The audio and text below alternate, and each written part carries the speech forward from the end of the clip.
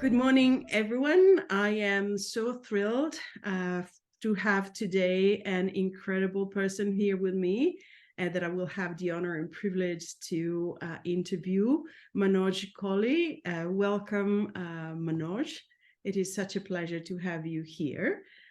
And before I let you speak, let me introduce briefly you and your career, which is remarkable. And for sure, I will not able to cover everything, nor I try to. But let me just start by saying that Manoj is at the moment chairman and managing partner at MK Knowledge LLP.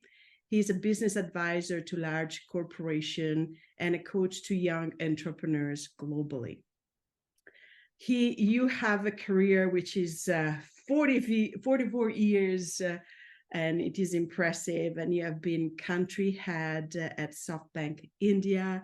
You have been executive chairman at SP Energy, managing director and CEO at Bharti Airtel. So much to say about you, and I'm sure that what you're going to say today will show your incredible experience. And in fact, it is truly an honor to have you here.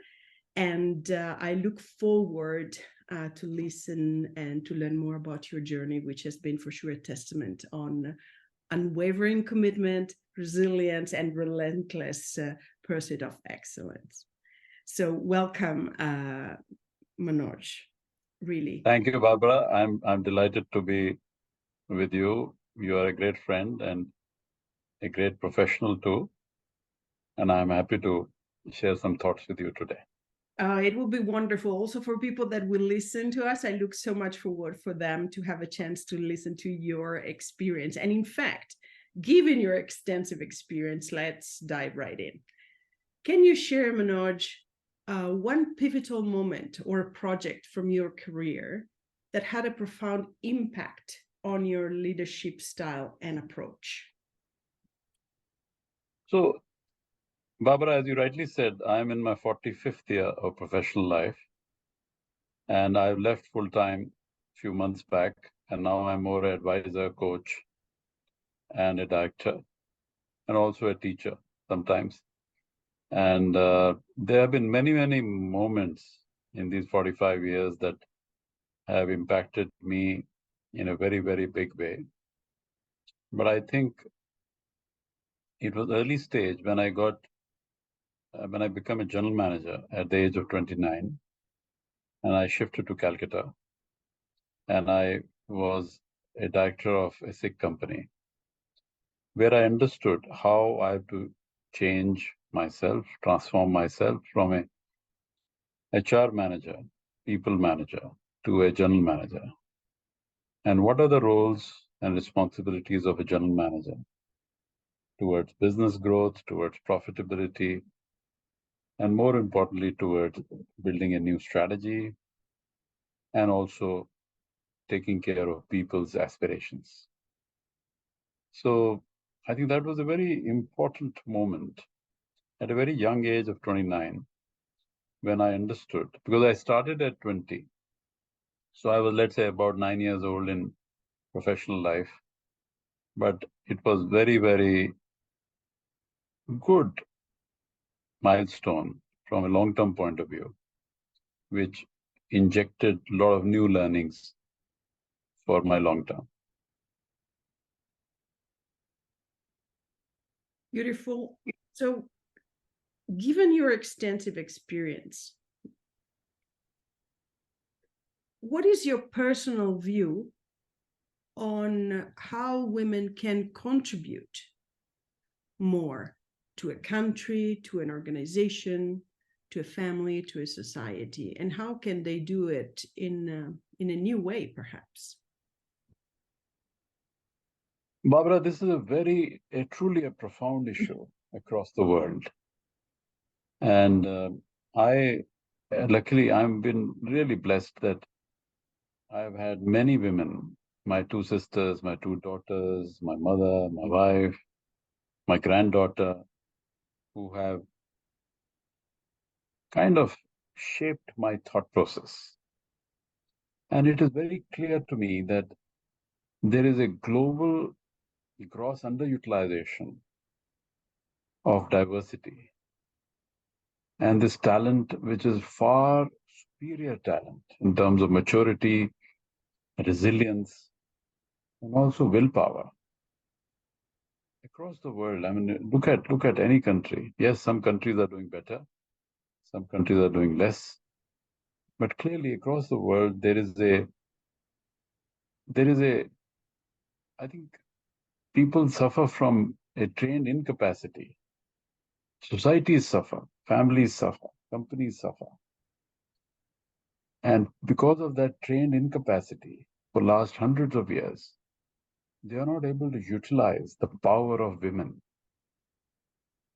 And wherever in societies more women are involved and in families, I think the families are more successful, companies are more successful and more mature, more calm.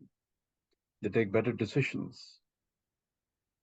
And I'm saying this with conviction, very strong conviction. For example, in India, if we are able to utilize our women power more than what we do today, I can tell you, India as a country will be far more successful. Just like a few days back, we had Chandrayaan, which is our moon mission, and then Aditya, which is our sun mission. And women scientists have done a fantastic job in these two moon and sun missions. Actually, the sun mission is led by a women scientist. So I'm just saying they are great in every field, not only science, technology. They create balancing factor at our homes, in our families. They take care. Their EQ is far superior to males. And I feel that this is a hidden power which the world, which companies, which society, with families have to fully leverage for greater success and greater happiness. So from your experience, therefore, Manoj, given that there is this hidden power, as you call it, there, what can women do differently to impact more, be seen more, being accepted more? And what men can do differently to partner, perhaps, and collaborate differently so that both powers that are different can collaborate in new ways? In your experience, what could be done differently so that both powers can actually enhance world situation? Absolutely. So from women point of view, I believe that women tend to hold back.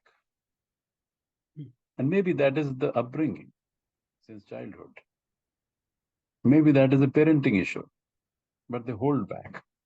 They are not able to manifest their complete talent, their capabilities, which they should not hold back. I feel they are very capable, very talented, and they should exhibit that talent in professional life, in scientific life, whichever profession they are pursuing. And if they do that, the recognition will be far greater. They shouldn't hold back. Even when they take some time off during the time they bear children, maybe that's 1 year, that's 2 years. But beyond that, they should come back and really utilize their talent and capabilities fully. Just because a woman has taken 2 years off because of bearing a child doesn't mean that the women can't come back. So that is from women point of view. And I've seen it in my life, in my professional life. Many women have done a fantastic job because they are able to show their talent in day-to-day professional life. They're able to show that they are very good managers, they're very good leaders, they're very open, they're very transparent, they're very inspiring. And I've been lucky. I've had many women leaders working with me, sometimes as head of customer service, sometimes head of HR, sometimes head of some technical functions. And every time they have done very well, they have outpaced the expectations. But there are not many of them. I think many of them still hold back. So when you say because that, of various reasons. sorry, the excitement is kicking in already. No. Please, Barbara. Just wanted to clarify a little bit. So when you say many women still hold back, what do you see them doing, and what would you want them to instead do? Is it they are not asking questions, they are not pushing forward things? What is that they are not doing and you would want to see So them? they have accepted, many of them have accepted that they will not play a primary role, they play a secondary role, which is not right, because intellectually they are superior. But because of their upbringing, maybe, because of their parenting, because of family pressures, because of children pressures, because of many factors like this, they don't mind playing a secondary role, which I believe is not required. I believe that they should play a primary role. They have leadership capabilities, they have technical capabilities, they have management capabilities to do so. And coming to your second part of the question, that how will male colleagues support them? Yes, they should accept them based on their merits, based on their talent and capabilities. Many men may have women managers. I mean, I haven't had a woman manager in my life, but many men will in future have women manager. They should accept the women manager just like they accepted a male manager. And they should encourage, frankly, they should definitely give adequate, commensurate space or respect to such women managers. Once they give, you will see these women will blossom into very, very high quality leaders. So they should be, I think the men colleagues should be catalysts in the journey of women taking over bigger responsibilities. And which happens, I think, with many men who are open, who are very balanced, it happens. But there are some others where it doesn't happen.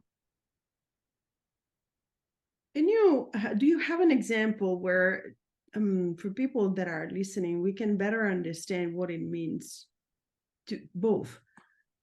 A woman that is not holding back doesn't mean that she comes to her, the director, the superior, the supervisor, and proposes something, asks questions, and the acceptance on the other side, instead of maybe, this is what I can imagine, dismissing the proposal or not listening, it becomes, okay, I give you space to express. Do you have an example where this dynamic of being accepted and not holding back has happened in your experience? Yeah, many times. I think there are women who are extremely confident and full of conviction, and they don't hold back. And because of that, they really are able to perform much better. They're able to deliver much better. They execute projects very well. Mm. And in my life, there have been many such women managers who have done that. Mm. And but there are many other examples where women are able to accept a position which is lower than what their capabilities are, which I don't understand. And I have been speaking with them, I've been talking to them, I've been encouraging them to do their best, and management will take care. And I've consciously upgraded them because I know the capabilities are fantastic. So, and there are organizations where very consciously the board of directors or senior management is encouraging diversity in a big way now.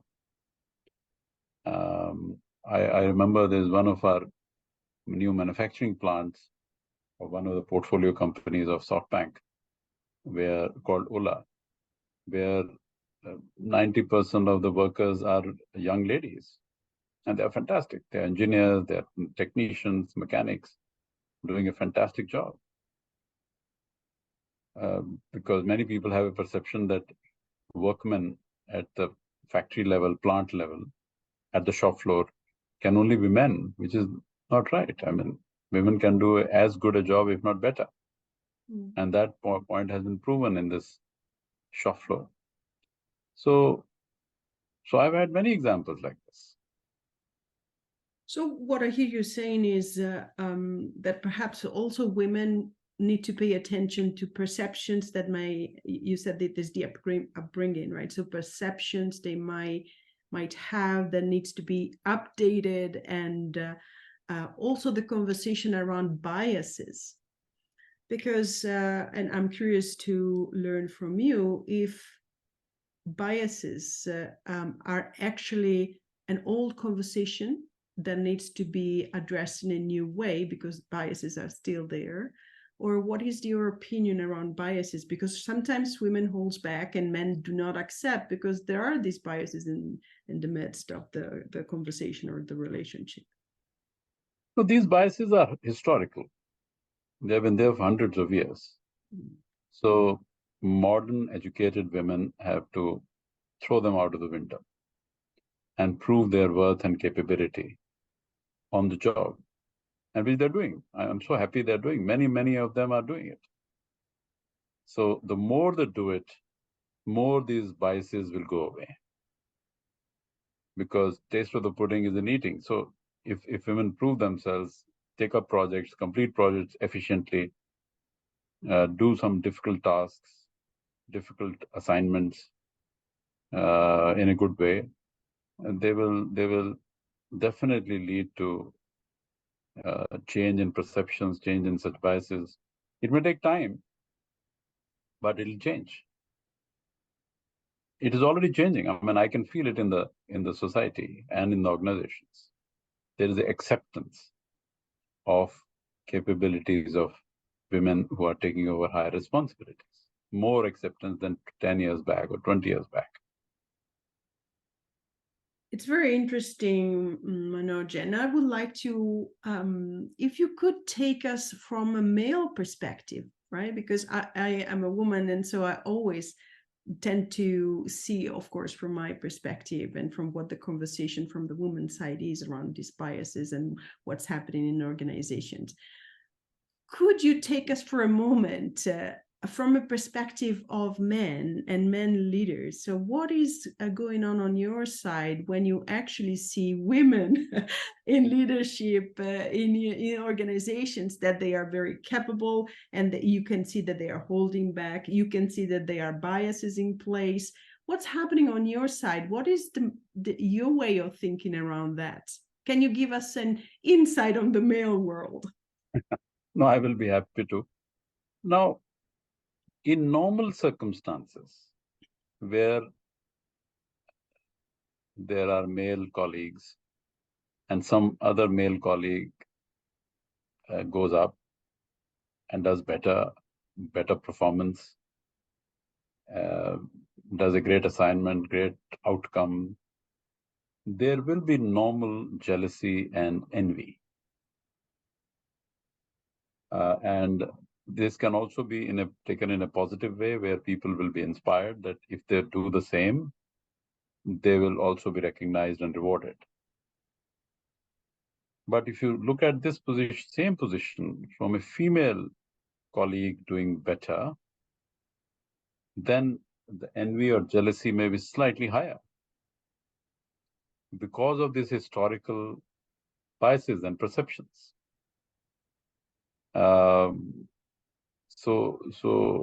But if that lady is intrinsically better qualified, better performing, then the acceptance will come. It may come a bit late, but acceptance will come.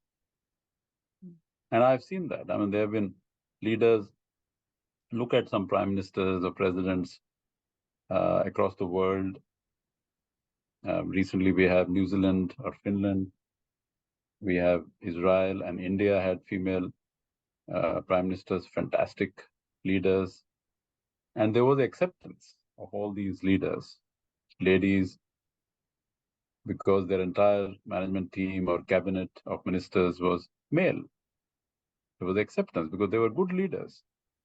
So I'm saying more and more acceptance will come despite the past legacy.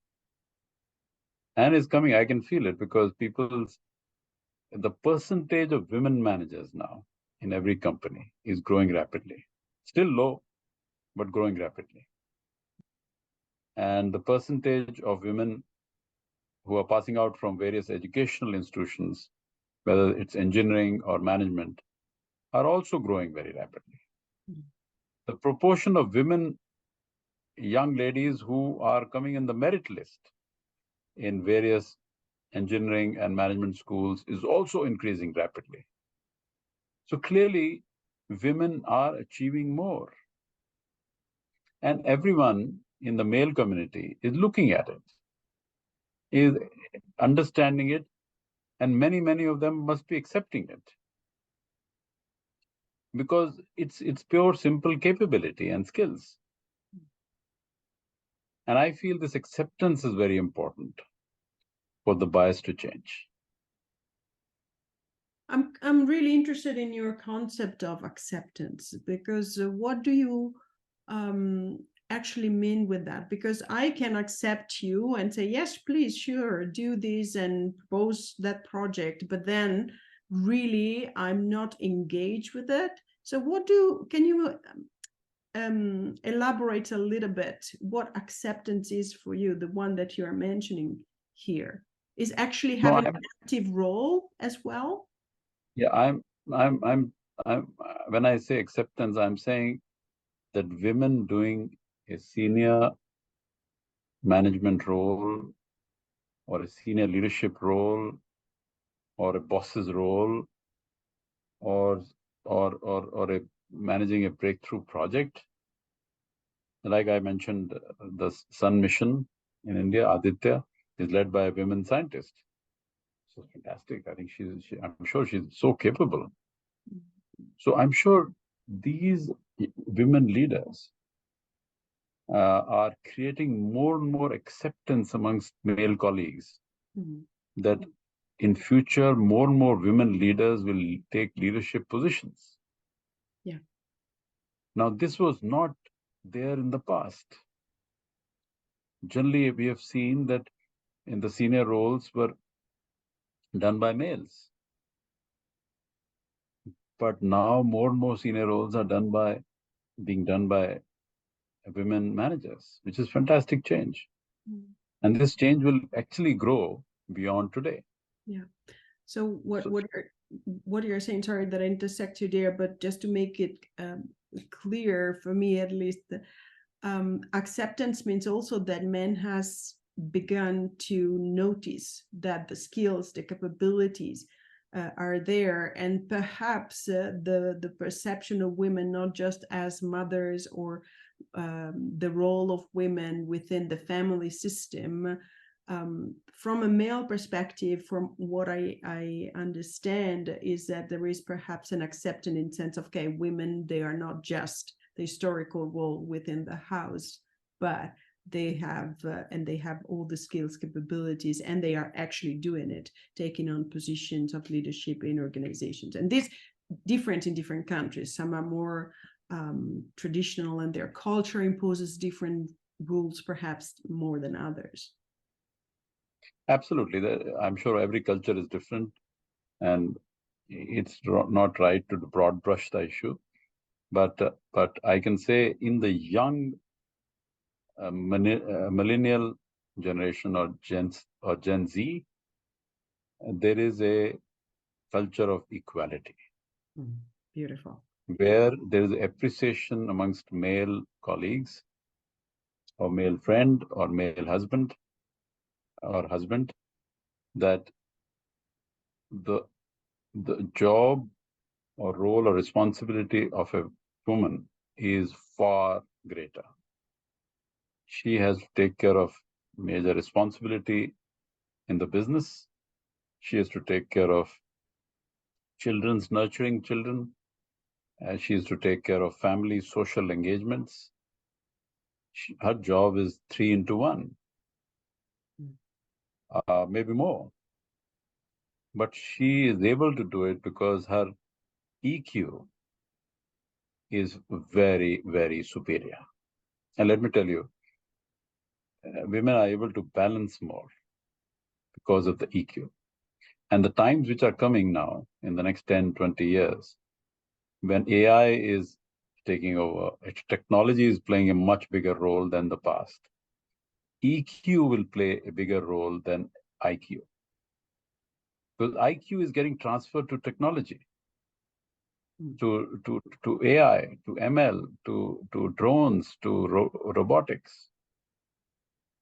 EQ cannot be transferred to these technologies. EQ is the strength of a human being, and especially the women, more so the women. And therefore, anyone whose EQ is higher will prosper, will actually perform far better in the years to come. And women in that way, I feel, have a better potential to perform, better potential to succeed in the coming decades. So what do you think how can organizations promote gender diversity? Organizations have to be very conscious of this. First and foremost, consciousness of culture of equality. Consciousness that women, especially women who are not exhibiting their skills and capabilities in their professional life, in their domain. Maybe she's a great engineer. Maybe she's a great software specialist. Maybe she's a rocket engineer. Maybe she's something. Maybe she's holding back. So organizations have to open up such great talent and manifest their talent in the day-to-day business and say that I can contribute much more. Now that encouragement, the senior management of the companies have to be catalysts towards the women to be able to show their real talent.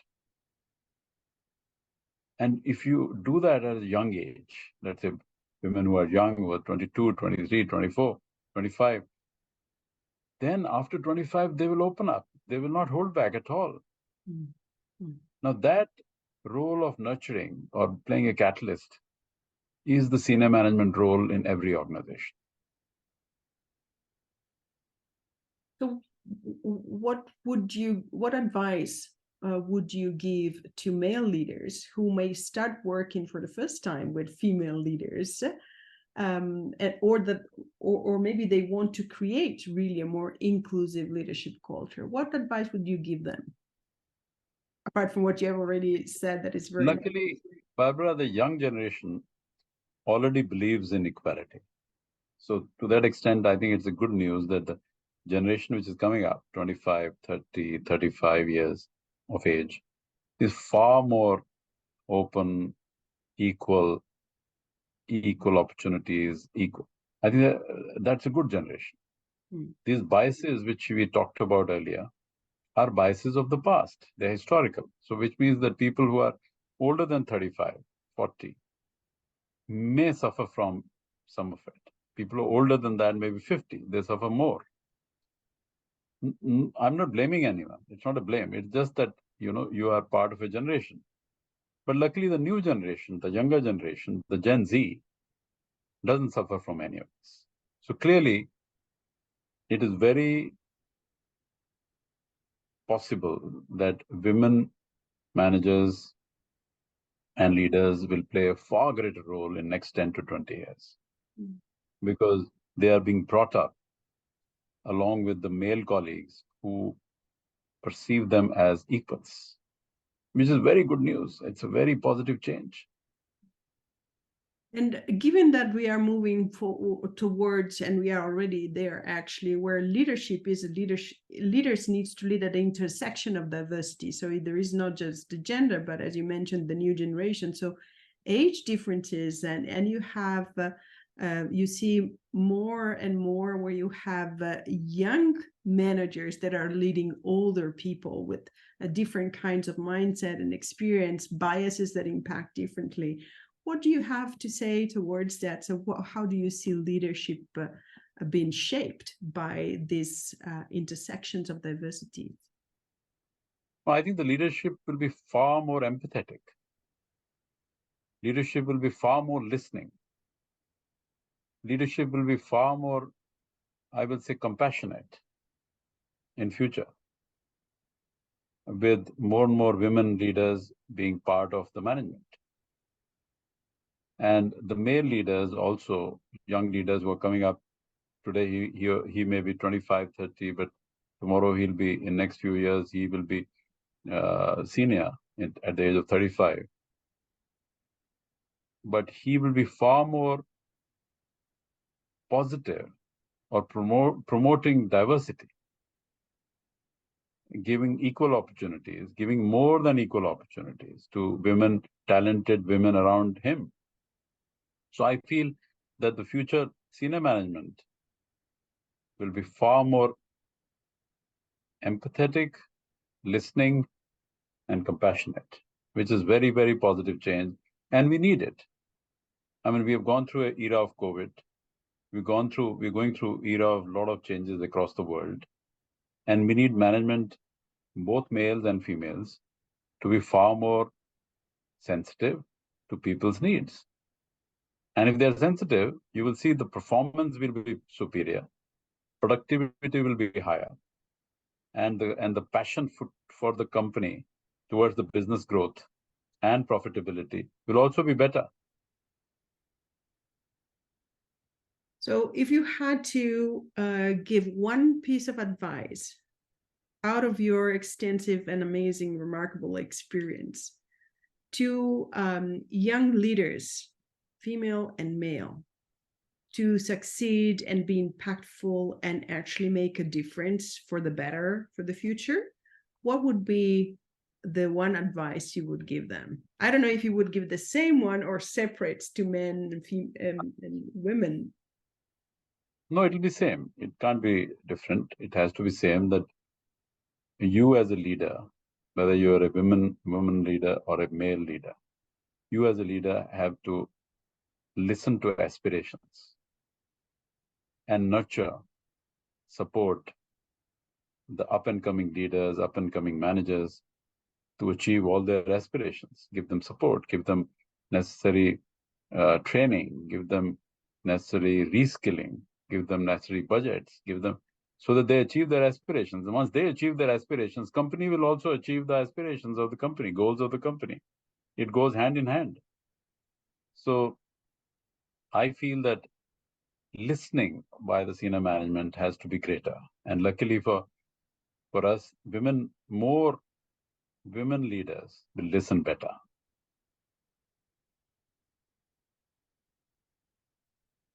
Thank you, Manoj. I take that advice for me as well.